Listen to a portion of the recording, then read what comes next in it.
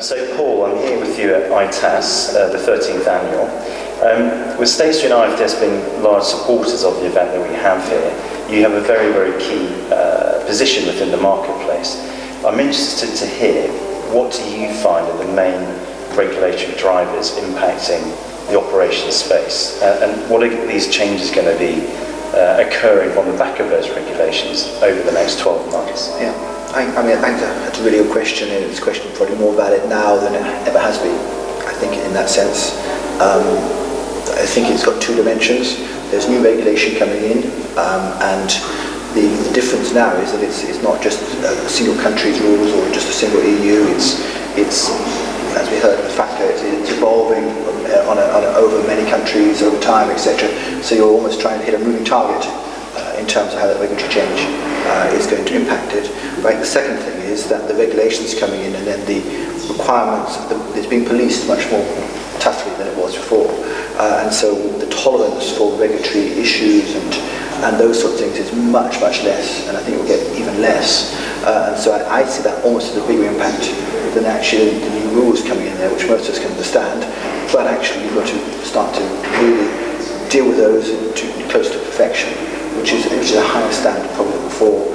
People in the past understood that things happen, and the willingness to accept that things happen now is much less. And so that's a kind of regulatory imposed one coming out of the financial crisis, and you can't argue against it. Yeah. But it really is, that's probably the biggest regulatory driven impact that we're seeing, and clearly the more different regulations that come in over that, but more angles by which you've got to follow that.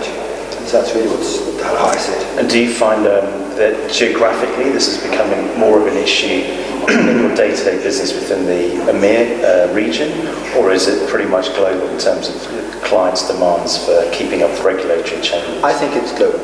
I think in the past people said the FCA was very different to maybe the regulators in Luxembourg, and I think we're seeing that much less so. I think there's a lot more sharing of that and a lot more common views in terms of what's required there. And again, because the rules are almost global in that sense, and the interpretation of them, while can still differ, I think the desire that they're met is strong right across the board, and everyone wants to make sure that, as do we and our clients, you're not doing it, you're not dealing with the wrong people, that you're not giving data away, and all those sorts of things, and that they're common standards which you should do to run a good business. And I think the pressure's coming through the regulators onto the directors, and then they are then driving that through from that side, and so that can come from regulators in any country. So I think we see it as a general drive. So a very busy 12 months ahead. Yes, indeed.